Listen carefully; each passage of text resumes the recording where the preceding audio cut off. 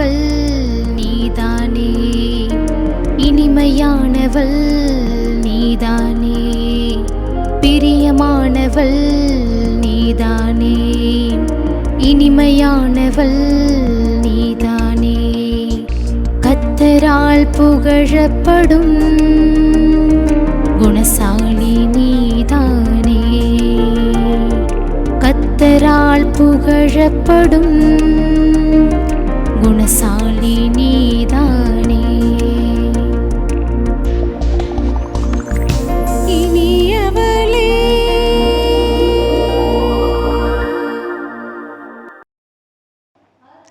ஆண்டவராகிய இயேசு கிறிஸ்துவின் ஈடு இணையற்ற நாமத்தினாலே உங்கள் யாவருக்கும் எங்கள் அன்பின் வாழ்த்துக்கள். இந்த இனியவளை என்கிற இந்த நிகழ்ச்சி உங்கள் யாவருக்கும் ரொம்ப பிரயோஜனமாக இருக்கும் நாங்கள் நம்புகிறோம். இந்த நிகழ்ச்சி மூலம் நீங்கள் பெற்றுக்கொண்ட ஆசீர்வாதங்களை எங்களுக்கு சொல்ல மறக்காதுங்க. கர்த்தரை ஆராதிக்கிறதுனாலே ரொம்ப சந்தோஷங்க. அதுபோல் இந்த நாளிலும் மகிழ்ச்சியோடு துதிக்கிறோம், மனமகிழ்ந்து துதிக்கிறோம்னு சொல்லி எங்கள் மிஷினரிகளோட நீங்களும் சேர்ந்து ஆராதிக்கிங்களா? கர்த்தருடைய நாமத்தை மகிமைப்படுத்துவோம். மகிழ்ச்சியோடு துதிக்கிறோம், மனமகிழ்ந்து துதிக்கிறோம், மன்னவரே இயேசு ராஜா. எங்கள் மனதில் பூத்து மனம் வீசும் ரோஜா, இயேசு ராஜா, சாரும் ரோஜா. அடுப்பு கறி போல் இருந்தேன், பொன் சிறகாய் மாற்றினீரே, பொன் சிறகாய் மாற்றினீரே. இரத்தத்தாலே கழுவி என்னை சுத்தமாக ஆக்கினீரே, சுத்தமாக ஆக்கினீரே.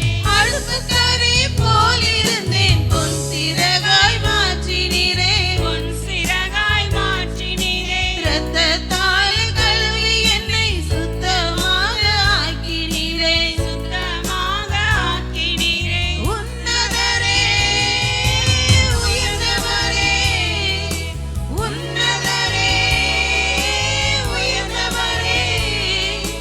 இருள் நீக்கும் எங்கள் ஒளி விளக்கே, இருள் நீக்கும் எங்கள் ஒளி விளக்கே. மகிழ்ச்சியோடு துதிக்கிறோம், மனமகிழ்ந்து துதிக்கிறோம், மன்னவரே இயேசு ராஜா. எங்கள் மனதில் பூத்து மனம் வீசும் ரோஜா, இயேசு ராஜா, சாரும் ரோஜா.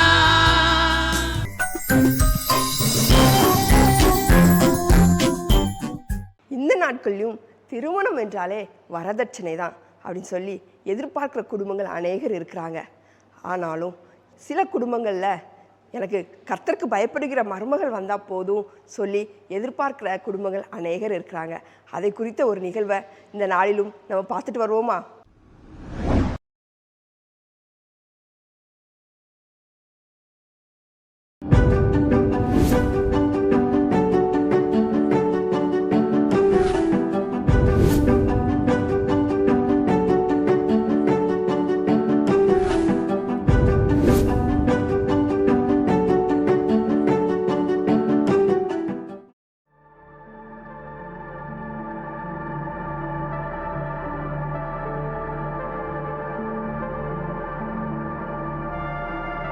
கலைச்செல்வி அக்கா, சொல்லு பேபி. எங்கக்கா இருக்கீங்க? வீட்ல தான் இருக்கேன் பேபி. அக்கா, எங்க வீட்டுக்கு ஒரு நிமிஷம் வந்துட்டு போறீங்களா? ஏன் பேபி, என்னாச்சு? நேர்ல வாங்கக்கா, சொல்றேன். அப்படியா? சரி, இந்த வர்றேன். ரொம்ப நன்றிக்கா.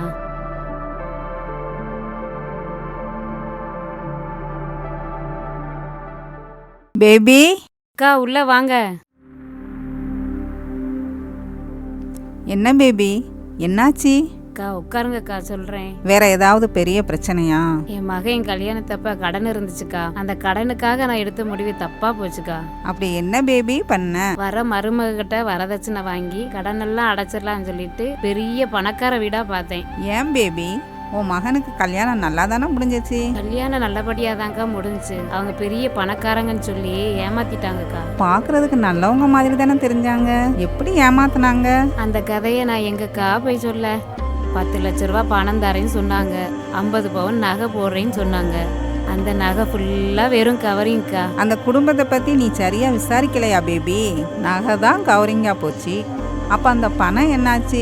பணம் தரேன்னு சொல்லிட்டே தாங்க இருந்தாங்க. தருவாங்கன்னு சொல்லி அவங்கள நம்பி நானும் இப்படி ஆயிட்டேங்க. இப்போ என்னாச்சு? அவங்களும் பணம் தருவாங்கன்னு எதிர்பார்த்து பணமும் கைக்கு வரலக்கா. அவங்கள நம்பி இப்போ என் வீடே ஜப்திக்கு வரப்போகுதுக்கா. இப்போ என்ன பண்ணுவ பேபி? அதான்க்கா என்ன பண்ணன்னு தெரியல. ஆமாக்கா, உங்களுக்கும் 10 லட்ச ரூபா கடன் இருந்துச்சுலக்கா, நீங்க என்ன பண்ணீங்க? நீ நினைக்கிற மாதிரி நான் நினைக்கல பேபி. என் வீட்டுக்கு வர்ற மருமகா பணம் கொண்டு வர்ற மருமகளா மட்டும் இல்லாம கர்த்தருக்கு பயந்து நல்ல ஜெபிக்கிற பிள்ளையா இருக்கணும்னு நினைச்சேன் பேபி. அப்படியாக்கா? அதனால இப்ப என்னக்கா நடந்துச்சு? அதுவா பேபி? சித்ரா, தண்ணி கொண்டு வா. இந்த கொண்டு வரேங்க.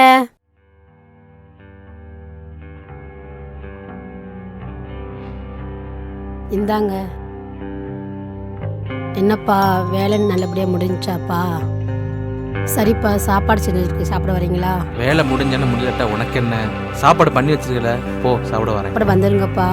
போ வரேன். என்னம்மா உன் முகம் ஒரு மாதிரி இருக்கு? அவங்கள சாப்பிட கூப்பிட்டு அவர் என் மேல கோவமா தான் இருக்காரு. சரியா கூட என் கூட பேச மாட்டேக்காத. சரிம்மா, நான் போய் அவனை என்னன்னு கேட்குறேன். நீ இந்த பால் பொங்கிராம கொஞ்சம் பார்த்துக்கோ, சரியா?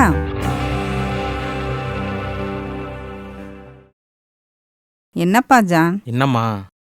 எதுக்கு நீ சாப்பிட வரல? நான் வரலன்னு சொல்லியே, வரதான் சொன்னேன் நானு. ஜான், இன்னும் நீ உன் மனைவி மேல கோவமா தான் இருக்கியா? அப்படிலாம் ஒன்றும் இல்லைம்மா. நீ அப்படிலாம் கோவப்படாதப்பா. அவ நல்ல பொண்ணு. ஏசப்பா அவ மூலமா கட்டாயம் நம்ம வீட்டுக்கு ஒரு நன்மையை தருவார். அப்படிலாம் ஒன்றும் இல்லைம்மா.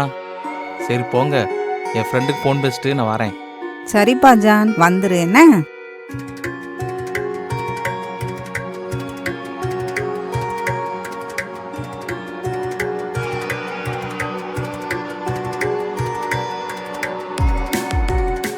எப்போ பார்த்தாலும் ஜெவமெண்ட்டாக இருக்காளே, அம்மா சொன்ன மாதிரி எதோ நடந்துருமோ?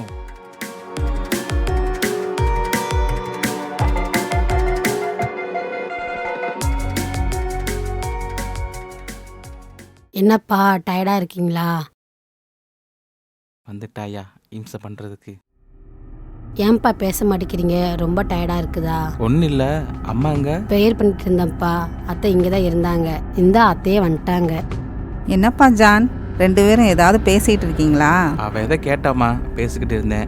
அடுத்து உங்களை தான் கேட்டேன். ஏம்மா நிற்கிறீங்க, உட்காருங்கம்மா. எதுக்கு அவளை நிக்க வச்சே பேசிட்டு இருக்க? உன் பக்கத்துல உட்கார வச்சு பேசலாம்ல? அதெல்லாம் ஒன்றும் இல்லைம்மா, ஃபர்ஸ்ட் நீங்கள் உட்காருங்கம்மா. நீ அந்த கட்டில் உட்காந்துக்கோமா, நான் அந்த சேரை எடுத்து உட்காந்துக்கிறேன். உனக்கு என்னப்பா பிரச்சனை? அவட்ட எதுக்கு நீ அன்பாவே இருக்க மாட்டேங்க? நீங்கள் தான் இந்த பிள்ளையை பார்த்து எனக்கு முடிச்சு வச்சிங்க. எனக்குள்ளே எந்த பிரச்சனையும் இல்லை. ஆனால் 10 லட்சம் கடன் இருக்குது, அதை அடக்க என்ன வழி? அதை தான் என் மைண்டில் ஓடிட்டு இருக்கு. எனக்கு கடன் இருக்கிறது உனக்கும் தெரியும், எனக்கும் தெரியும். கவலைப்படுறதுனால என்ன நடக்க போகுது? அதெல்லாம் கடவுள் பார்த்துக்குவார். கடவுள் பார்த்துக்குறாருமா, அது வேற விஷயம்.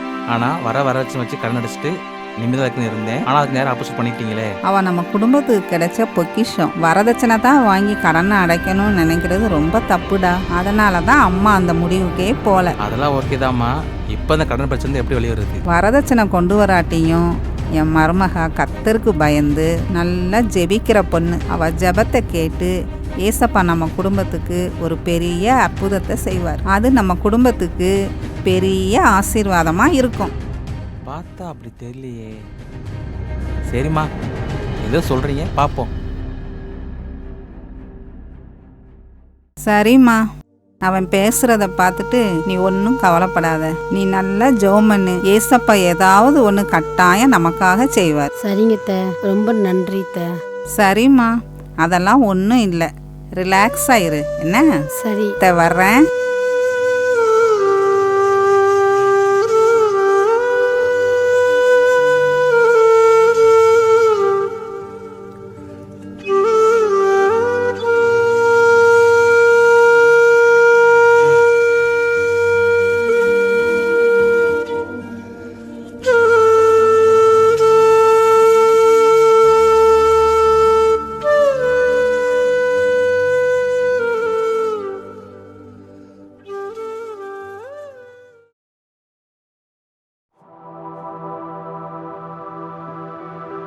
என்னப்பா இன்னைக்கு உங்க முகத்துல ஒரு வித்தியாசம் தெரியுது? ஆமா, அம்மா எங்க? அத்தை கீழே இருப்பாங்க, நான் வேணா கூட்டிட்டு வரவா?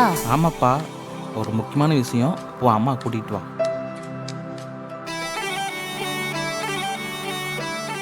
என்னப்பா ஜான், அம்மாவை பார்க்கணும்னு சொன்னியா? ஆமாம்மா, ஒரு முக்கியமான விஷயமா. சித்ரா பக்கத்துல வந்து உட்காரு. அவனே கூப்பிடுறாமா, ஏதாவது நல்ல விஷயமா இருக்கும் போ. சரிங்க அத்தை.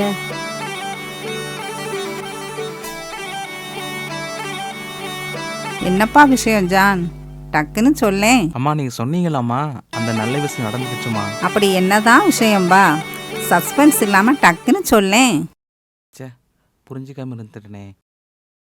அம்மா எனக்கு மும்பையில் மிரன் கம்பெனியில் வேலை கிடச்சிருக்குமா. மாதம் 5 லட்சம் சம்பளமா. பாத்தியாப்பா ஜான், ஏசப்பா ஒரு நிரந்தரமான தீர்வு தருவாருன்னு சொன்னோம்ல, தந்துட்டாரு பாத்தியா? எனக்கு நம்பிக்கைலாம் இருந்துச்சு, ஆனாலும் ஏசப்பா அற்புதம் செஞ்சுட்டாருமா. இங்கே பாருங்களே, மெயில் வந்திருக்கு எனக்கு. எனக்கு தெரியும்பா ஏசப்பா அற்புதம் செய்வாங்கன்னு. உன் மனைவியுடைய ஜெபம் அப்படி, அதை தான் நான் சொல்லிக்கிட்டே இருந்தேன். ஏசப்பா அற்புதம் செஞ்சுட்டாருமா, எனக்கு ரொம்ப சந்தோஷமா இருக்கு. ஆனால் அவங்க 2 உறவு ரூத்து நகமை போல இருக்கு. எனக்கு ரொம்ப பெருமையா இருக்குமா. எனக்கு ரொம்ப சந்தோஷம்பா. என்னைக்கு வேலையில ஜாயின் பண்ண சொல்லியிருக்காங்க? இன்னொரு நாள் கிளம்பணுமா. இதே போல எல்லா குடும்பத்திலையும் மாமியாரும் மருமகனும் அன்பா இருந்தா நல்லா இருக்கலாமா. ஏசப்பா எல்லா குடும்பத்தையும் அப்படியே ஆசீர்வதிக்கட்டும். இதுதான் பேபி நடந்துச்சு. சே, நான் உங்களை மாதிரி பண்ணாம தப்பு பண்ணிட்டேனேக்கா. அந்த நாட்களில் தான் ரூத்தும் நகோமியும் ஒற்றுமையாக இருந்தாங்க. இந்த நாட்கள்லாம் எங்களால் அப்படி இருக்க முடியாது அப்படின்னு சொல்லி நிறைய குடும்ப பெண்கள் நினைக்கிறோம். ஆனால் இந்த நாட்கள்லையும் தாயை போல நேசிக்கிற மருமகள், மகளை போல நேசிக்கிற மாமியார் இந்த காலங்களிலும் இருக்கதாங்க செய்கிறாங்க. அதை குறித்த ஒரு தெய்வ செய்தியை கேட்போமா? இந்த நாளிலும் உங்களுக்கு தெய்வ செய்தி அளிக்க வனஜாமா வர்றாங்க. கேட்டு கர்த்தருடைய நாமத்தை மகிமைப்படுத்துவோம். இனியவளே என்ற நிகழ்ச்சியின் மூலம் பெண்களாகிய உங்களை சந்திப்பதில் நான் பெருமகிழ்ச்சி அடைகிறேன். இன்றைக்கு ரூத் என்ற பெண்ணை குறித்து நாம் பார்க்கலாம். பெத்லெஹேம் ஊரிலே எலிமெலேக்கு என்று ஒரு மனிதன் வாழ்ந்து வந்தான். அவனுடைய மனைவியின் பெயர் நகோமி. அவனுக்கு 2 ஆண் மக்கள் இருந்தார்கள், 2 மகன். ஒருவன் பேர் மக்லோன், மற்றவன் பேர் கிலியோன். இந்த பெத்லெஹேமிலே பஞ்சம் வந்தவுடன் இவர்கள் என்ன செய்கிறார்கள்? இந்த எலிமெலேக்கு முடிவு செய்கிறான், நாம் மோவாப்புக்கு போவோம் என்று சொல்லி. மோவாப் தேசம் இவர்களுடைய கடவுளை அறியாத தேசம், இஷ்டம் போல வாழ்ந்து கொண்டிருந்த தேசம். இந்த யூதருடைய கலாச்சாரத்துக்கும் மோவாபியருடைய கலாச்சாரத்திற்கும் பெருத்த வித்தியாசம் உண்டு. ஆனால் இந்த எலிமெலேக்கு பாருங்கள், ஒரு பஞ்சம் வந்தவுடன் அவன் உடனே அந்த இடத்தை விட்டு இடம் பெயர அவன் முன் வருகிறான். நகோமி ஒன்றுமே சொல்லவில்லை. அப்படியே என்ன செய்கிறாள்? அவனை பின்பற்றி செல்கிறாள். ஏறக்குறைய 10 ஆண்டுகள் அங்கு அவர்கள் வாழ்கிறார்கள். எலிமெலேக்கு இறந்து போனான். அவனுடைய 2 ஆண் பிள்ளைகளும் இறந்து போனார்கள். ஆனால் இவர்கள் என்ன செய்தார்கள் என்றால், இந்த இறந்து போவதற்கு முன்பதாகவே 2 மகன்களுக்கும் அவர்கள் அங்கேயே பெண் எடுத்தார்கள். ஒரு மருமகள் பெயர் ரூத், மற்றொரு மருமகள் பெயர் ஒர்பாள். இப்பொழுது இந்த நகோமி தன் கணவனையும் தன் 2 மகன்களையும் இழந்த பின் அவள் யோசிக்கிறாள். இந்த காலகட்டத்திலே பெத்லெஹேமில் இருந்த பஞ்சம் மாறிவிட்டது. அங்கு தேவன் அவர்களை சந்தித்தார். அவர்கள் வளமான வாழ்க்கை வாழ்கிறார்கள் என்ற ஒரு செய்தி இந்த நகோமிக்கு வருகிறது. உடனே இந்த நகோமி யோசித்தாள், என்னுடைய கணவனும் இல்லை, பிள்ளைகளும் இல்லை. எனவே என் சொந்த நாட்டுக்கு நான் போக போகிறேன், சொந்த ஊருக்கு போக போகிறேன் என்று முடிவெடுத்தாள். தன் மருமக்கள் மாரை பார்த்து சொன்னாள், என் மக்களே பாருங்களேன் அவளுடைய அன்பு. என் மக்களே, நீங்க உங்க அப்பா அம்மா வீட்டுக்கு போங்க, அங்க போய் உங்களுக்கு வாய்க்கிற கணவனோடு ஒரு மறுமணம் செய்து நீங்க சந்தோஷமா இருங்கன்னு சொல்லி வாழ்த்தி விட்டு இவள் பெத்லெஹேம் போக முனைகிறாள். இந்த 2 மருமக்கள் மாரும் அழுகிறார்கள். பாருங்களேன், மாமியாரு போறாங்கன்னா அந்த மருமக்கமார் 2 பேரும் அழுகிறாங்க. ஏன்னா அந்த மாமியாரை அவ்வளவாக அவர்கள் நேசித்திருக்கிறார்கள். இந்த மாமியார் இந்த மருமக்கள் மாரை அன்போடு கவனித்திருக்கிறார்கள். நம்ம எப்படி இருக்கோம் யோசிச்சு பார்ப்போம். இன்றைய உலகத்திலே தன் மாமியாரை தன் தாயாரை போல நேசிக்கிறோமா? அதே போல மாமியார்களும் தம் மருமக்கள் மாரை தன் மகளை போல, மருமகள் தான், அடுத்த மகள் தான் இவள், மகளை போல நேசிக்க வேண்டும். அப்படி நேசிக்கிறோமா? யோசித்து பார்ப்போம். இங்க 2 பேரும் என்ன சொல்றாங்க, இந்த மருமக்கள்மா 2 பேரும், நான் உங்க கூடயே வரோம் அப்படின்னு சொல்றாங்க. அப்ப இந்த மாமியார் சொல்றாரு, என் அன்பான பிள்ளைகளே, ஏன் கூட நீங்க வந்தீங்கன்னா உங்களுக்கு கஷ்டம்தான்ப்பா. ஏன்னா 10 ஆண்டு காலமாச்சு இவ வந்து. இப்ப இவ வீடு எப்படி இருக்குன்னு தெரியாது, இவ நிலமெல்லாம் யார் வச்சிருக்காங்கன்னு தெரியாது, இப்ப இவளை எப்படி அங்க வரவேற்பாங்கன்னு தெரியாது. எல்லாரும் சொல்லியிருப்பாங்க இல்லையா, இவருடைய உறவினர்கள் நண்பர்கள் எல்லாரும் கூட என்ன சொல்லுவாங்க, என்னமோ பஞ்சோன்னு ஓடுன அங்க போய் வாழ்ந்துட்டியோ. அப்ப உன் கணவனுக்கு சொல்லியிருக்க வேண்டாமா, அறிவுரை சொல்ல வேண்டாமா, நம்ம ஊரை விட்டு போக வேண்டாம், உறவை விட்டு போக வேண்டாம் அப்படின்னு சொல்ல வேண்டாமா? அதை விட்டுட்டு ஓடுன, இப்ப எல்லாத்தையும் இழந்து வந்து நிக்கிறேன்னு ஏளனமா சொல்லுவாங்கல்ல, கடிந்து சொல்லுவாங்கல்ல, அப்படிப்பட்ட ஒரு சூழ்நிலை தானே அங்க இருக்கு. இப்ப இவ வாழ்வதே அங்க கஷ்டம், ஒரு மன நிம்மதியோடு. இதுல இந்த 2 பெண் பிள்ளைகளையும் அவ அழைச்சிட்டு போய் என்ன செய்ய முடியும்? அதனால திரும்ப சொல்றா, இல்லம்மா உங்களை குறிச்சு நான் ரொம்ப கவலைப்படுறேன், இப்படி இந்த இளமையில வாழ்க்கையை இழந்து நிக்கிறீங்களே, நீங்க உங்க பெற்றோருக்கு போங்க, அங்க உங்க பெற்றோர் உங்களுக்கு மறுமணம் செய்து வைப்பாங்க, நீங்க சந்தோஷமா இருங்க அப்படின்னு சொல்லி வாழ்த்துறா. உடனே இந்த ஓர்பாள் அப்படின்றவ தன் மாமியை முத்தமிட்டு அவ போயிட்டா. ஓர்பாள் அப்படின்ற பேருக்கு என்ன அர்த்தம் தெரியுமா? பெண்மான் அர்த்தம். அந்த பெண்மான் ஓடிருச்சு. ஆனா இந்த ரூத்ன்ற பெயருக்கு சிநேகிதின்னு அர்த்தம். அவ போக மாட்டேன்ட்டா. நான் போறத குறிச்சு நீங்க பேசக்கூடாது. அவ மனசுல பாருங்க அவ்வளவு அன்பு. அவ யோசித்தா, ஐயோ என் மாமியார் போறாங்களே, அவளுடைய உறவினர்கள் ஏற்றுக்கொள்வாங்களா, இந்த வயதான காலத்துல அவங்க எப்படி வாழ்வாங்க அப்படின்னு சொல்லி அவ யோசித்துட்டு அவ சொன்னா, உம்மை விட்டு நான் போறத குறிச்சு நீ பேசாதீங்க, நான் உங்க கூட தான் வருவேன், உங்க ஜனம்தான் என் ஜனம், உங்க கடவுள் தான் என் கடவுள். இப்ப புகுந்த வீட்டுக்கு வந்துட்டா அதுதான் நம்ம வீடுன்னு நினைக்கணும். இங்க வந்த பின்னாடி திரும்பவும் நம்ம பெற்றோர் வீட்டை நினைச்சிட்டு, அங்கதான் நான் நல்லா இருந்தேன், அங்கதான் எங்க அம்மா அப்பா நல்லா வச்சிருந்தாங்க, இது என்ன வீடு, இங்க நல்லாவே இல்லை, அப்படி இப்படிலாம் சொல்லவே கூடாது. வாழ வந்த வீடுதான் நம்முடைய வீடுன்னு மருமக்கள் நினைக்கணும். அதத்தான் சொல்றா, உன்னோட ஜனம் என்னோட ஜனம், உன்னோட தெய்வம் என்னோட தெய்வம். மரணம் மாத்திரம்தான் நம்ம 2 பேரும் என்ன செய்யணும், பிரிக்கணும். இனிமேல் என்னை போன்னு சொல்லாதீங்கன்னு சொல்லிட்டா. சரின்னு இந்த மாமியாருக்கு மனசுக்குள்ள எப்படி இருந்திருக்கும், சந்தோஷமா இருந்திருக்கும்ல. ஆனாலும் ஒரு பக்கம் பயம்தான், அந்த பிள்ளை கூட்டிட்டு போறோமேன்னு. அவ அன்பை புறக்கணிக்க முடியல. சரின்னு 2 பேரும் வர்றாங்க. வந்தோன்னு அங்க இருக்க ஜனம் பாக்குறாங்க. வர்ற நேரம் என்ன தெரியுமா, வார்கோதுமை அறுப்பின் துவக்கம். பாருங்க, நல்ல நேரம் இவங்க வர்ற நேரம். அங்க இருக்கவங்களும் பார்த்தாங்க, ஐயோ நகோமி மாதிரி இருக்கே அப்படின்னாங்க. நகோமினா இனிமையானவள்னு அர்த்தம். அவ சொன்னா, நீங்க என்ன நகோமின்னு சொல்லாதீங்க, மாறாள்னு சொல்லுங்க. மாறாள்னா கசப்பு. ஆண்டவர் எனக்கு கசப்ப கட்டளை இட்டார் அப்படின்னு சொல்றா. ஆனா அவ சொன்னது தப்பு இல்லையா? ஆண்டவரா கட்டளை இட்டாரு, ஆண்டவரா போ சொன்னாரு? இல்ல, இவங்களா தானே முடிவெடுத்தாங்க. இவங்க கணவன் சொல்றத அப்படியே கேட்டு நடந்தா. கணவன் சொல்ல கேட்கதான் செய்யணும், இல்லைன்னு சொல்லல. ஆனா அதே சமயம் கடவுளுக்கு விரோதமான காரியங்களை சொன்னா நம்ம அவங்களுக்கு சொல்லணும், புத்தி சொல்லணும். ஒரு பழமொழி சொல்லுவாங்க வயதானவங்க, வனத்துல மேஞ்சி எனத்துல அடையணும்னு. அதாவது நீ எங்க போய் வேலை பார்த்தாலும் உன்னுடைய ஊர், உன்னுடைய சொந்தம் இருக்கு இல்லையா, அங்கதான் நீ வரணும் அப்படின்ற மாதிரி சொல்லுவாங்க. சொல்லியிருக்கலாம், எப்பா நம்ம தேசத்தை விட்டு போக வேண்டாம், அங்க இருக்க கலாச்சாரம் வேற, அவங்க கடவுள் வேற, அங்க போய் நம்ம கடவுளை வணங்கி நம்ம இருக்க முடியாது அப்படின்னு சொல்லியிருக்கலாம். ஆனா சொல்லல. பரவாயில்ல, இப்பயாவது அந்த அம்மா திரும்ப எங்க வந்துட்டாங்க, என் தெய்வத்துக்கிட்ட வருவேன், என் நாட்டுக்கு வருவேன்னு வந்துட்டாங்க. இப்ப யாரோட வந்திருக்காங்க? அருமையான மருமகள், அன்பான மருமகள், அந்த ரூத்தோட வந்துட்டாங்க. வந்தோன்னா அவங்க பழைய வீடை பார்த்தாங்க. அதெல்லாம் கொஞ்சம் சுத்தம் பண்ணி மற்ற உறவினர்கள் என்ன செய்திருப்பாங்க, உதவி செய்திருப்பாங்க இல்லையா. பரவாயில்ல, நம்ம நகோமி வந்துட்டாங்கன்னு சொல்லி அவங்களுக்கு உதவி எல்லாம் செய்யறாங்க. அவங்க வீடெல்லாம் அவங்க நல்லா சுத்தப்படுத்தி அந்த வீட்டுல குடியிருக்காங்க. இப்ப யார் இருக்கா? நகோமியும் ரூத்தும் இருக்காங்க. நகோமி வயதானவங்க இல்லையா, ரூத்து இளமையான பெண். ஆனா அவளுக்கு இது புது இடம். ஆனா பாருங்க, அவ சொன்னா, அம்மா நீங்க வீட்டுல இருங்க, நான் வெளிய போய் எங்கேயாவது எனக்கு ஒரு வேலை கிடைக்குமான்னு பாக்குறேன். அதாவது அறுப்பு அறுக்கிற நேரம் இது.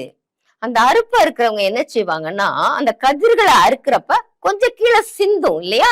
அந்த சிந்துறதை என்ன செய்வாங்கன்னா பொறுக்க மாட்டாங்க. அது ஏழைகளுக்கு, திக்கற்றவர்களுக்கு அப்படின்னு சொல்லி அங்க ஒரு ஒழுங்கு இருந்துச்சு, ஒரு நடைமுறை இருந்துச்சு. அதனால இவ சொன்னா, நான் போய் அறுப்பு இருக்கிறவங்க பின்னாடி போறேன், அங்க எனக்கு கொஞ்சம் கதிர் கிடைக்கும், அதை கொண்டு வர்றேன், நம்ம உயிர் வாழணும் இல்லையாமா, நான் போயிட்டு வரேன். யார் கண்கள்ல எனக்கு தயவு கிடைக்குதோ, யார அனுமதிக்கிறாங்களோ அந்த வயலுக்கு போயிட்டு வரேன் அப்படின்னு சொல்லிட்டு அவ கிளம்பி வர்றா. பாருங்க, ஆண்டவர் இவளை பார்த்துட்டே இருப்பாரு. எப்ப இவ உன்னுடைய தெய்வம்தான் என்னுடைய தெய்வம் சொன்னாலோ அது யார் காதுக்கு போயிருக்கும்? ஆண்டவருக்கு தெரியும்.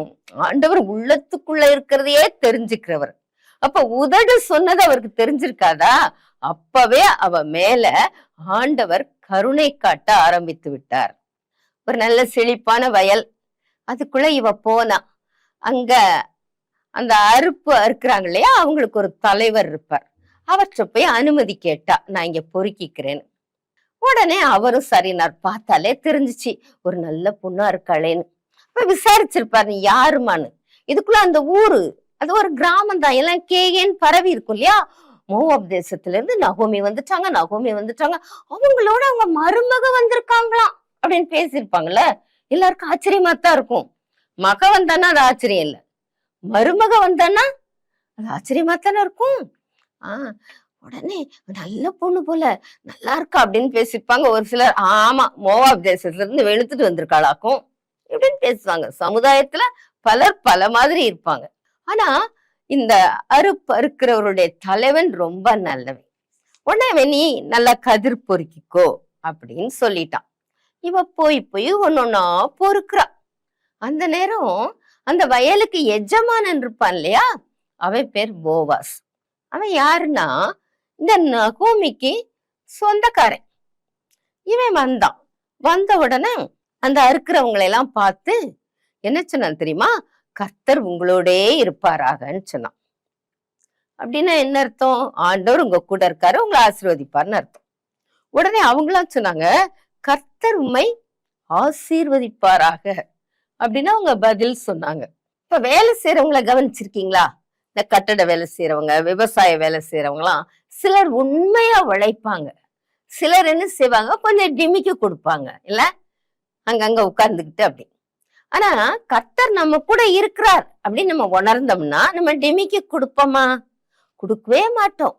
அதத்தான் அவர் சொல்றாரு பாருங்க, கர்த்தர் உங்களோட இருப்பாராக. அடுத்து இதுக்கு இன்னொரு அர்த்தம் என்ன தெரியுமா? கர்த்தர் நம்ம கூட இருந்தா நமக்கு பலன் கிடைக்கும் இல்லையா? அதான் அந்த எஜமான் வாழ்த்துறார், கர்த்தர் உங்களோட இருக்கட்டும், உங்களை பலப்படுத்தட்டும், உங்க வேலையில அவர் கிருபை செய்யட்டும்னு சொல்றாரு. உடனே இவங்கெல்லாம் என்ன சொல்றாங்க? வாழ்த்துறாங்க, கர்த்தருமே ஆசீர்வதிப்பாராக. நீ ஆசீர்வாதமா இருந்தா நீ என்ன செய்வ? எங்களுக்கு நல்ல சம்பளம் கொடுப்ப இல்லையா? சில இடங்களை பாருங்க, சில எஜமான்கள் தங்கள் கீழே வேலை செய்யறவங்களுக்கு சம்பளத்தை நல்லா கொடுப்பாங்க. அதே மாதிரி பண்டிகை எல்லாம் வந்தா அதுக்கு சிறப்பா பண உதவி செய்வாங்க இல்ல, அவங்க வீட்டுல நல்ல காரியங்களுக்கு நல்லா உதவி செய்வாங்க.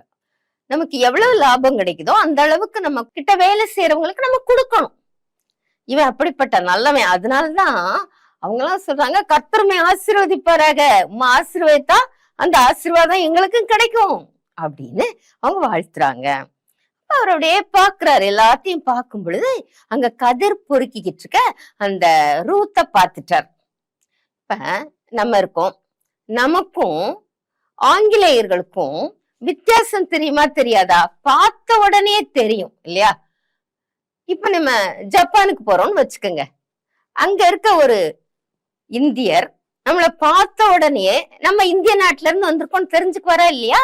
அந்த அந்த ஒற்றுமை இருக்கும். மற்ற அந்த நாட்டுக்காரங்களுக்கும் நமக்கு வித்தியாசம் இருக்கும். இந்த இஸ்ரேல் நாட்டுல இருந்து இந்த மோவாப் பெண் வித்தியாசமா தெரிவா. உடனே அவர் கேட்டாரு, இந்த பொண்ணு யாரியா அப்படின்னாரு. அவர் சொன்னாரு, யார் தெரியுமா? இதான் மோவாப் தேசத்திலிருந்து நகோமியோட வந்திருக்கிற மோவாபிய பெண் பிள்ளை. அவ என்கிட்ட கொஞ்சம் கதிர் பொறுக்கிக்கிறேன்னா காலையில இருந்து இது வரைக்கும் அவ பொறுக்கிக்கிட்டு இருக்கா. இப்ப அவ குடிசைக்கு வந்து கொஞ்ச நேரம் தான் ஆச்சு அப்படின்னு சொல்றாரு.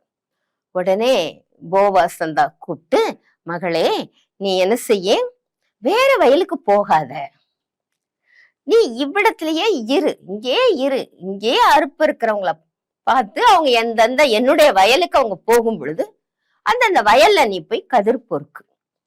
அப்புறம் யாரும் உன்னை தொடக்கூடாது அப்படின்னு நான் வேலைக்காரர்களுக்கெல்லாம் கட்டளை போட்டுட்டேன். உனக்கு தாகம் எடுத்துச்சுன்னா நீ தண்ணீர் குடங்கள் அண்டையில போய் நீ வேலைக்காரர் குடுக்கறதுல நீயும் குடிச்சுக்கிடலாம், நீ யாரோ என்னவெல்லாம் இருக்காத அப்படின்னு சொல்லி அவட்ட சொல்றான். உடனே பாருங்க, அவன் பாதத்துல விழுந்து அந்த முகங்குப்புற விழுந்தாளாம் தரையில. அவன் முன்னாடி முகங்குப்புற விழுந்து, அதாவது அவ்வளவு தாழ்மை. அவ சொல்றா, நான் அந்நிய தேசத்தாள், நான் ஒரு மோவாபிய பெண் பிள்ளை. இந்த மோவாப்ப இந்த யூதர்கள் வெறுப்பாங்க. இந்த மோவாப் கடவுளுடைய, இந்த யூத கடவுளுடைய ஆலயத்துக்குலாம் அவங்க வரவே கூடாது, 10ஆம் தலைமுறையில கூட அவங்க வரக்கூடாது. அப்படி இருக்கப்ப இவர் அன்பா பேசின உடனே அவ சொல்றா, நான் அந்நிய தேசத்தாளா இருக்கனே, உங்களுடைய கண்கள்ல எனக்கு எப்படி தயை கிடைத்தது அப்படின்னு கேக்குறா. உடனே அவன் சொல்றான், உன் புருஷன் மரணம் அடைந்த பின்னாடி நீ உன் மாமியாருக்கு செய்தது, நீ உன்னோட அம்மா அப்பாவை விட்டுட்டு நீங்க புறப்பட்டு வந்ததெல்லாம் எனக்கு சொல்லப்பட்டது, இதெல்லாம் நான் கேள்விப்பட்டேன். உன்னோட நல்ல குணம் எனக்கு ரொம்ப பிடிச்சிருக்கு. உன்னுடைய செய்கைக்கு தக்க பலனை யாரு கட்டளையிடுவா உனக்கு? ஆண்டவர் கட்டளையிடுவார். ஏன் தெரியுமா? இந்த இஸ்ரவேலின் தேவனாகிய கர்த்தருடைய செட்டைகளுக்கு கீழே நீ அடைக்கலமா வந்துட்ட. அதனால கடவுள் உனக்கு என்ன செய்வாரு? நன்மையை கட்டளையிடுவார். நல்ல பலன், எப்படி நிறைவான பலன் கிடைக்கும் அப்படின்னு சொல்லி அவன் ஆசீர்வதிக்கிறான். உடனே அவ சொன்னா, நம்முடைய வேலைக்காரிகள்ல ஒருத்தி கூட நான் சமம் இல்லை, ஆனா நீங்க என்ன செஞ்சீங்க, பட்சமா பேசுறீங்க, பாசமா பேசுறீங்கன்னு சொன்னான். சொல்லிட்டு அங்கே இருக்கா. அவன் அப்பத்தை கொடுக்குறான். கொடுத்து இந்த காடியில உன் துணிக்க தேய்ச்சிக்கோ அப்படின்னு சொல்லிட்டு வறுத்த கோதுமை இதெல்லாம் சாப்பிட கொடுக்குறாங்க. இவன் என்ன செஞ்சா, அவளும் சாப்பிட்டா, தன் மாமியாருக்கு எடுத்து வச்சுக்கிட்டா. உங்க மாமியாரை நீங்க நேசிக்கிறீங்களா? நான் ஒரு தடவை ஒரு அம்மாவை சந்திச்சேன். அவங்க ரொம்ப நல்லவங்க, ரொம்ப பக்தியானவங்க. அவங்கள எல்லாரும் நேசிப்பாங்க. அவங்க நல்லா ஆண்டவர்கிட்ட ஜெபம் பண்ணுவாங்க, மத்தவங்களுக்காக நல்லா மன்றாடுவாங்க. அவங்க மகன் வீட்டுல இருந்தாங்க. பாருங்களேன், அவங்க மருமகள்லாம் அவங்களோட பேசவே மாட்டாங்களாம். அந்த மாதிரி ரொம்ப நல்லவங்க. ஆனா எங்க வீட்டுலதான் நீங்க இருக்கணும், என் பிள்ளைக்கு பாதுகாப்பா இருக்கணும்னு வச்சிருக்காங்க. இப்ப அந்த வீட்டுல ஜூஸ் போட்டா அவங்க பிள்ளைங்க, அந்த பொண்ணு, அவங்க ஹஸ்பண்ட் எல்லாரும் குடிச்சிட்டு இந்த அம்மாக்கு அங்கனே வச்சிருவாங்க டம்ளர்ல. அவங்க வேலைக்கு போயிடுவாங்க. அந்த மகன் மட்டும் வந்து, அம்மா உங்களுக்கு அங்க ஜூஸ் இருக்கு குடிச்சுக்கங்கன்னு சொல்லுவானா. பாருங்க, ஏன் அந்த அம்மாவுக்கு கையில எடுத்து கொண்டாந்து கொடுக்க கூடாதா? ஒண்ணு மருமக கொண்டாந்து கொடுக்கலாம், பேத்தி கொண்டாந்து கொடுக்கலாம், இல்ல மகன் கொண்டாந்து கொடுக்கலாம். இல்ல ஒரு அன்பு இருந்தா அப்படிதானே முதல்ல அவங்களுக்கு கொடுக்கணும். சில வீடுகள்ல பாருங்க, எது வாங்கிட்டு வந்தாலும் முதல்ல வயதானவங்களுக்கு கொடுப்பாங்க. அம்மா சாப்பிடுங்க, அத்தை சாப்பிடுங்க, அப்படிதான் இருக்கணும். பெரியவங்க வீட்டுல இருக்கிறது ஆசீர்வாதம். சரி, இவ தன்னுடைய மாமியாருக்கும் கொண்டு போய் கொடுத்தா. உடனே இவ சொன்னா, நான் வந்து இப்படி இன்னார் வயல்ல வேலை செஞ்சேன் அப்படின்னு. அந்த மாமியாருக்கு ரொம்ப சந்தோஷம். அவங்க சொன்னாங்க, நீ வேற வயலுக்கு போக வேண்டாம், ஏன்னா உன்னை எல்லாரும் திட்டலாம், உன்னை விரட்டலாம், ஆனா இவன் வயல்லையே நீ வேலை செய்யுமா, அவன் நமக்கு சொந்தக்காரன் அப்படின்னு சொல்லிட்டாங்க. பாருங்க, அந்த கோதுமை அறுப்பு, வார்கோதுமை அறுப்பு, இந்த ரெண்டும் முடியற வரைக்கும் அவ அங்கதான் கதிர் பொறுக்குனா. அவ ஆண்டவரை ஏற்றுக்கொண்டாளா? உன் தெய்வம் என் தெய்வம்னு சொல்லிட்டா இல்லையா? இப்ப அந்த கடவுளுக்குரிய காரியங்கள்ல அவ உண்மை உத்தமமா இருந்திருப்பா இல்லையா? சரி, அப்ப அந்த மாமியார் சொல்றா, என் மக என் பின்னாடி வந்துட்டா, அதாவது என் மகளா வந்துட்டா, இவளுக்கு ஒரு நல்ல வாழ்க்கையை நான் தேடி தரணும் அப்படின்னு சொல்லிட்டு இன்னைக்கு மருமகள்கிட்ட பேசுறா. இன்னைக்கு எல்லாம் என்ன செய்வாங்கன்னா, வார்கோதுமைய களத்துல தூற்றுவாங்க. தெரியும் உங்களுக்குலாம் இல்லையா? கதிர் தூற்றுவாங்க. அப்ப நீ என்ன செய்யணும், நல்லா குளிச்சுட்டு எண்ணெய் பூசிட்டு நீ அங்க போ. அந்த மனுஷன் எல்லா வேலையும் முடிச்சுட்டு படுக்க போகும் பொழுது அவங்க கலாச்சாரத்தை சொல்லி தராங்க. நீ தான் சுதந்திரவாளி அப்படின்னு சொல்லி நீ சொல்லுன்னு சொல்லி தராங்க. உடனே சரின்னு இவளுக்கு பயந்தான், எப்படி ஒத்தையில போறதுன்னு. ஆனால் சொல்றது யாரு? மாமியார். அவ எதிர்கேள்வியே கேட்கல, எப்படிமா நான் போக, எப்படி நான் பேச அப்படின்னு சொல்ற. ஏன்னா தனியா இருக்கிறப்பதான் நீ போய் இந்த காரியத்தை சொல்லணும்ட்டாங்க. அதே மாதிரி எல்லாம் களத்துல எல்லாரும் தூற்றுவாங்க. தூற்றி எல்லாரும் ராத்திரி ஆயிடுச்சுன்னா அப்படி மாலை மயங்குற வேளையில பெண்கள்லாம் வீட்டுக்கு போயிருவாங்க. ஆண்கள் மட்டும் அவங்க வயல்கிட்ட தங்கி இருப்பாங்க. உடனே அதே மாதிரி ஒழிஞ்சே இருக்கா. போன உடனே அவனுக்கு தெரிஞ்சிருச்சு. உடனே யார் வந்திருக்கான்னு இவ சொல்றா, உமது அடியாளாகிய ரூத், நீ சுதந்திரவாளி அப்படின்னா நீ என்னைய திருமணம் பண்ணிக்கோன்னு சொல்ற அர்த்தம். இப்பயும் விதவை மறுமணம் எல்லாம் இருக்கு இல்லையா? அதே மாதிரிதான் அவங்க ஊர் கலாச்சாரமும் அதுதான். உடனே அவன் சொன்னான், அப்படியான்னு சந்தோஷப்பட்டுட்டு சொன்னா, ஏமா என்னை விட உங்களுக்கு நெருங்கிய உறவினன் ஒருத்தன் இருக்கான், அவங்கிட்ட நான் கேக்குறேன், அவன் உன்னை திருமணம் பண்ணிக்க சம்மதம்னா பண்ணட்டும், நல்லா பண்ணட்டும். அப்படி இல்லைன்னா நான் உன்னை திருமணம் பண்ணிக்குவேன் அப்படின்னு சொல்லி அவள்கிட்ட அவ போர்வைய பிடிக்க சொல்லி வார்கோதுமைய 6 படி வார்கோதுமைய அளந்து போட்டு, நீ உன் மாமியார் ரெண்டுக்கு வெறுமையா போவேனா, இத கொண்டு போன்னு சொல்லி அனுப்பி விடுறான். அனுப்பி விட்டுட்டு நீ பொறுமையா இருன்னு சொல்லிட்டான். இவ தான் மாமியாற்ற நடந்ததெல்லாம் சொல்றா. அம்மா நீங்க சொன்னபடி நடந்தேன், நான் சொன்னேன், அவரும் இப்படி எனக்கு பதில் சொல்லியிருக்காரு அப்படின்னா அவங்க மாமியாருக்கு ரொம்ப சந்தோஷம்.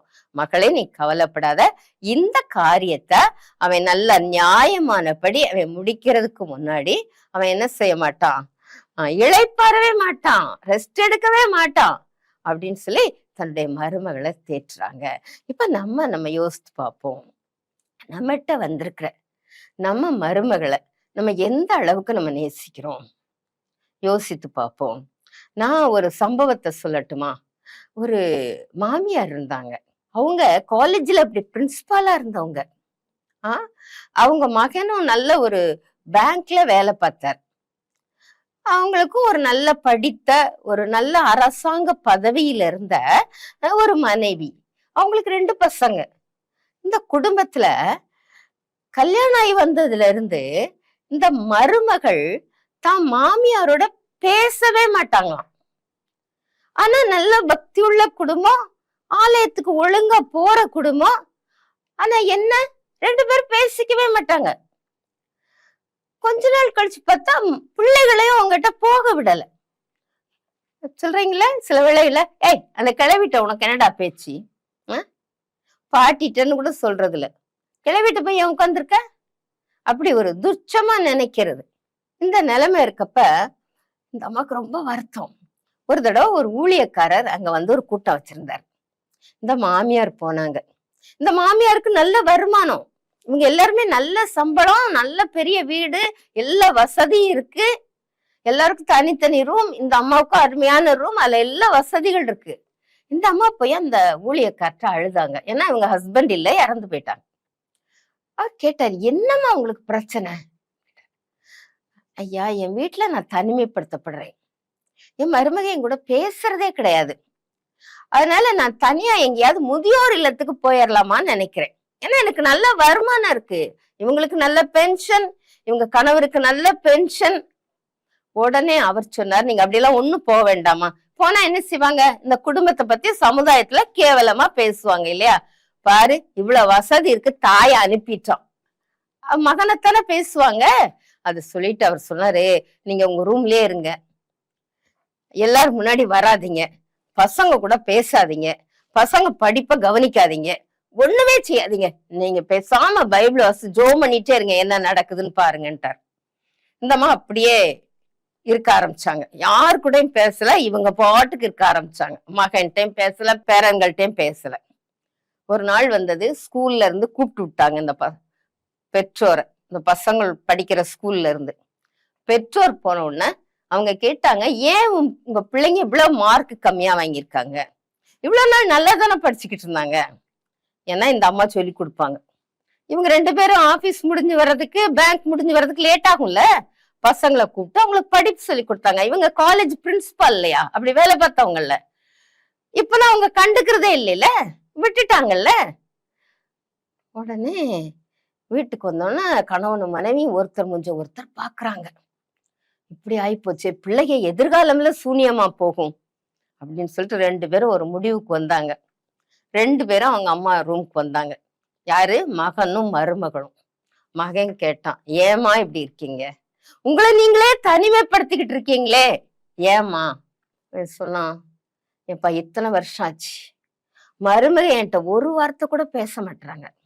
இந்த வீட்டுல நான் எப்படிப்பா நான் சந்தோஷமா இருக்கிறது, யோசிச்சு பாருனாங்க. அப்ப மருமகளை பார்த்து கேட்டாங்க, நீ ஏமா என் கூட பேச மாட்டேன், நான் உன்னை திட்டுறனா இல்ல ஏதாவது உன்னை சொல்றேனா? உடனே அந்த மருமகளும் கண்ணீரோட சொன்னாங்க, இல்லத்த, நான் திருமணம் பண்ணி வந்த உடனேயே நீங்க என்னோட கொண்டு வந்த பாத்திரங்களை பார்த்துட்டு இதெல்லாம் என்ன இவ்வளவு வெயிட் கம்மியா இருக்குன்னு சொன்னீங்க, ஏதோ நகைய பார்த்துட்டு என்னமோ சொன்னீங்க அப்படின்னா. நானாமா சொன்னேன் அப்படின்னு கேட்டாங்க. ஏன்னா இவங்களுக்கே அது தெரியல, யாரோ ஏதோ சொல்லியிருப்பாங்க போல, இவ்வளவு நகை போட்டிருக்காது அப்படின்னு ஏதோ சொல்லியிருக்காங்க. இவங்க என்னமோ ஒண்ணு தெரியாம கேட்டுட்டாங்க மருமகிட்ட. எங்க அப்பா எனக்கு பார்த்து பார்த்து செய்தார், எனக்கு நகைகளோ பாத்திரங்களோ எல்லா சீர்வரிசையும் எனக்கு சிறப்பா செய்திருக்காங்க. நீங்க இப்படி ஒரு வார்த்தை சொன்னோம்னா அது என் மனசை காயப்படுத்திருச்சு, அதான் தான் நான் அப்படி இருந்துட்டேன் அப்படின்னாங்க. உடனே இந்த மாமியார் சொன்னாங்க, எனக்கே தெரியலம்மா, ஏதோ அந்த அவசரத்துல என்ன அறியாம நான் சொல்லியிருப்பேன், நான் அப்படி சொல்லியிருக்க கூடாதுமா, என்ன மன்னிச்சிருந்தாங்க. பாருங்க எத்தனை வருஷத்துக்கு அப்புறம். இத முதல் நாளே அவங்க சீர்படுத்தி இருந்தால் இப்படி அன்பு குறைவு ஏற்பட்டிருக்குமா? அந்த குடும்பத்துல சந்தோஷம் வந்துச்சு, சமாதானம் வந்துச்சு, பிள்ளைய படிப்பை கவனிச்சாங்க, தான் மகனுக்கும் மருமகளுக்கும் ஆலோசனை கொடுத்தாங்க. உங்களை விட அவங்க படிப்பு குறையா இருந்தா கூட அவங்களுக்கு அனுபவம் உண்டு, ஆண்டவன் மேல பக்தி உண்டு. உங்க மாமியார் மாமனார நீங்க கனம் பண்ணுங்க, அவங்க உங்களுக்கு நல்ல ஆலோசனை கொடுப்பாங்க. உங்க எதிர்காலத்தை நிச்சயமா அவங்க ஆசீர்வதிக்கப்படும்படியாக, கடவுள் அவர்களை ஆசீர்வதிக்கும்படியாக நல்ல ஆலோசனை கொடுப்பாங்க, உங்களுக்காக மன்றாடுவாங்க. நீங்களாவது வேலைக்கு போறீங்க, ஆனா அவங்க வீட்டுல இருக்கனால நல்லா ஜெபம் செய்வாங்க. புரியுதா? அவங்கள கனம் பண்ணி வச்சுக்கோங்க. இங்க இந்த மாமியார் அவன் நேசிச்சதுனால இப்ப பாருங்க, அந்த போவாஸ் என்ன செய்தான் தெரியுமா? அவன் போய் அந்த முக்கியமான இடம், அதான் நகரின் வாசல்னு சொல்லுவாங்க, அங்க உட்கார்ந்துருக்கான். பெரியவங்களெல்லாம் கூப்பிட்டு அந்த நெருங்கின சொந்தக்காரன் இருக்கானே அவனையும் கூப்பிட்டுட்டு, இங்க பாரு, நகோமி இருக்காங்க இல்லையா, அவங்க நிலத்தெல்லாம் விற்க போறாங்க, அப்படி விக்கிறப்ப நீ வாங்குறியா, உனக்கு அடுத்துதான் நான் வாங்கணும்ன்றான். உடனே அவன் சொன்னா, நான் நிலமெல்லாம் நான் வாங்கிக்கிறேன் அப்படின்னா. உடனே அவர் சொன்னாரு, ஆனா அந்த நிலத்துல அவனுடைய மகன் பெயர் நிலைக்கணும், அதனால அந்த மக்லோனின் மனைவியாகிய ரூத்தை நீ திருமணம் பண்ணிக்கணும்னு சொன்னார். அவ மோவாய பெண் இல்லையா, ஆனா அவ பக்தி உள்ள பெண். அவன் சொன்னா, இல்ல ஏன் சுதந்திரத்தை கெடுக்க கூடாதுன்ட்டான். ஏன்னா குழந்தை பிறந்தா மக்லோன் சந்ததியாகத்தான் கருதப்படும், அதனால அவன் மாட்டேன்ட்டான். நான் வாங்குறத நீ வாங்கிக்கணும். அப்படி கொடுத்தா அவங்களுடைய கால்ல இருக்கு இல்லையா பாதரட்சதை, செருப்பு, அதை கலட்டி போடணும். அப்படி கலட்டி போட்டோம்னா சமுதாயம் கொஞ்சம் இழிவாதான் சொல்லும். ஆனா அந்த சுதந்திரவாளி, எனக்கு பிள்ளை பிறந்தா என் பேர் தான் வேணும்னு சொல்லிட்டு அவன் கலட்டி கொடுத்துட்டான். போவாஸ் ரூத்தை திருமணம் பண்றாரு, அந்த நிலத்தெல்லாம் வாங்கினாரு, நகோமிய கூடயே வச்சுட்டாங்க. அவங்களுக்கு ஒரு நல்ல ஒரு குழந்தை பிறக்குது. அவங்களுக்கு ஓபேத் அப்படின்னு சொல்லி பேரிடுறாங்க அந்த குழந்தைக்கு. அந்த ஓபேத்தை வளர்க்கிற தாயா இந்த நகோமி இருந்தாங்க. எல்லா பெண்களும் உனக்கு ஒரு ஆண் குழந்தை பிறந்திருக்குன்னு சொல்லி இந்த அம்மாவை அப்படி சந்தோஷமா சொல்லி அவங்க எல்லாரும் வாழ்த்துறாங்க. அப்ப இந்த மூப்பர்கள்லாம் சொல்றாங்க, உன்னுடைய மனைவி எப்படி இருப்பானா, அந்த இஸ்ரவேல் வீட்டை கட்டின அந்த இஸ்ரவேல்ல முக்கியமான அந்த லேயாள போல, ராகேல போல ஆசீர்வதிப்பார் அப்படின்னு சொல்றாங்க. நீ இந்த எப்பிராத்தனா பெத்லஹேமுக்கு இன்னொரு பேர். இந்த பெத்லஹேம்ல நீ புகழ் பெற்றவனா இருப்ப, இந்த எப்பிராத்தாவில நீ பாக்கியவானா இருப்பன்னு அந்த பெரியவங்க எல்லாம் ஆசீர்வதிக்கிறாங்க. இந்த குடும்பம் அப்படி ஆசீர்வதிக்கப்பட்ட குடும்பமா, ஒரு சந்தோஷமான குடும்பமா இது உருவாச்சு. பாருங்க, அந்த ஓபேத் அவங்களுடைய அந்த வம்சத்துலதான் தாவீது ராஜாவே வர்றார். இந்த ஓபேத்துடைய மகன் ஈசாயோட மகன் தாவீது, அந்த தாவீது வம்சத்துலதான் யார் பிறக்கிறார் தெரியுமா? இயேசு கிறிஸ்து பிறக்கிறார். கடவுளே மனுஷனா பிறந்தது இந்த சந்ததியில தான். அதுக்கடுத்து இந்த ரூத்த அந்த மக்லோனுடைய மனைவின்னு சொல்லல, போவாசுடைய மனைவியாகிய ரூத்துன்னு தான் சொல்றாங்க. மக்லோன் பெயர் வரல. ஏசப்பாவுடைய வம்ச அட்டவணையை நம்ம பார்ப்போம்னா அதுல யார் பேர் தான் வந்திருக்கு? போவாஸ் பேர் தான் வந்திருக்கு. அப்ப அவன் அந்த கிட்டின நெருங்கின உறவினன் பயந்த மாதிரி காரியம் நடக்கல. போவாஸ் ஓபேத்தை ரூத்தினிடத்தில் பெற்றான். இதுல பாத்தீங்கன்னா அந்த மற்றவங்களை சொல்லும் பொழுது தாவீது ராஜாவையே சொல்றப்ப தாவீது ராஜா உரியாவின் மனைவியா இருந்தவளிடத்தில் சாலமோனை பெற்றான் வருது. ஆனா இங்க பாருங்க, மக்லோனின் மனைவியா இருந்த சொல்லவே இல்லை. ஏன்னா ஆண்டவரை விட்டு அப்பா பேச்ச கேட்டு போனவன் தான் நான் மக்லோன். அதனால ஆண்டவரை அவனை விட்டுட்டாரு. நீ எப்ப என்னோட பெயரை கேட்டு என்னை நேசிச்சு அந்த தெய்வம் என் மாமியாரோட தெய்வம் தான் என் தெய்வம், நீ என் செட்டைக்குள்ள வந்துட்டீல, நீ யாரு? நீ யூத பெண் தான், உன் சந்ததியில தான் நான் வருவேன்னு சொல்லி அந்த பெண்ணை கனப்படுத்தி ஆண்டவர் அட்டவணையில பேரை வச்சிருக்கிறாரு. நம்ம ஆண்டவருடைய பிள்ளைகளா இருக்கணும். முதல்ல குடும்பத்துல பெண்கள் குடும்பத்தை கட்டுறவங்கன்னு சொல்லியிருக்கு. புத்தி உள்ள ஸ்திரீ வீட்டை கட்டுகிறாள், புத்தி இல்லாத ஸ்திரீ தன் கைகளினாலே அதை என்ன செய்யறாளாம்? இடித்து போடுறாளாம். நீங்க புத்தி உள்ள ஸ்திரீயா இருந்தா முதலாவது உங்ககிட்ட என்ன இருக்கணும் தெரியுமா? கடவுள் பக்தி இருக்கணும். ஆண்டவரை நம்ம விசுவாசிக்கணும், அதாவது நம்பணும். இயேசு கிறிஸ்து உண்மையான தெய்வம் அப்படின்னு நம்பணும். அவர் தான் என் குடும்பத்தை வாழ வைப்பார் நம்பணும். காலையில் எந்திரிச்சுன்னா முதல்ல ஆண்டவரை பார்க்கணும், வேதத்தை வாசிக்கணும்.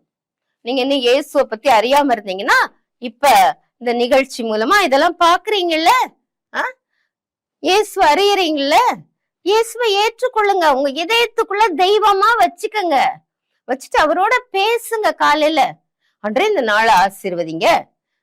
இந்த நாள்ல நீங்க என்ன செய்ய போறீங்களோ சொல்லுங்க. முக்கியமான காரியம் இருந்தா சொல்லுங்க, நான் இதை செய்ய போறேன், நீங்க ஆசீர்வதிக்கணும் அப்படிலாம் கேளுங்க. எல்லா காரியத்தையும் ஆண்டவர்கிட்ட சொல்லி அவருடைய ஆசீர்வாதத்துக்காக நம்ம என்ன செய்யணும்? ஜெபிக்கணும். அடுத்து நம்ம எல்லாத்தையும் பொறுமையா சகிக்கணும். கணவனை நேசிக்கணும், பிள்ளைய நேசிக்கணும். எதிர்த்து பேசக்கூடாது. கணவன்கிட்ட எதிர்த்து பேசாதீங்க. ஒரு தவறான காரியத்தை சொன்னா கூட அமைதியா இருந்துட்டு அதுக்கப்புறம் அவங்களுக்கு எடுத்து சொல்லுங்க, நீங்க சொல்றது தப்பு, இது இப்படித்தான், இதுதான் சரி, இப்படிதான் நடக்கணும், பொறுமையா சொல்லுங்க. கோபத்திலேயே நீங்க சொன்னீங்கன்னா சண்டை தான் வரும். இந்த சண்டைய பாக்குற பிள்ளைகளும் அப்படி சண்டை போடுற பிள்ளைகளா தான் உருவாகும். கணவனும் மனைவியும் எப்படி நடக்கிறீங்கன்றத அந்த பிள்ளை பார்த்துக்கிட்டே இருக்கு. குறிப்பா தன் தாயை தான் அந்த பிள்ளைக கவனிக்கும். சொல்லுவாங்கல்ல, தாயை போல பிள்ளை நூலை போல சேலை. ஒரு பையன் தான் பிள்ளைக்கு ஒரு பேர் வச்சான். பேர் வச்சோன்னா எல்லாரும் கேட்டாங்க, அது ஒரு தமிழ் பெயர். கேட்டாங்க, என்ன இந்த பேரை நீ செலக்ட் பண்ணிருக்கியே அப்படின்னா.